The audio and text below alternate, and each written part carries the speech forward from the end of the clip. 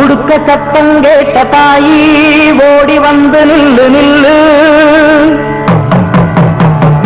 தடுத்து நிற்கும் வேலி எல்லாம் தகர்க்க அருள் வாக்கு சொல்லு.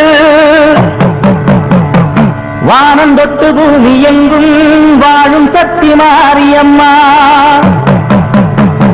மானம் மரியாதைகளை காத்து நிற்க வாடியம்மா.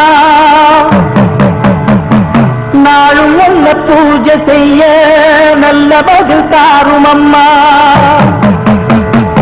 நினைச்ச போது அணைக்க வேணும், கவிச்சதாகம் தனிக்க வேணும். படைச்ச தாயி மனசு வந்து இறங்கி நீயோ வழங்க வேணும்.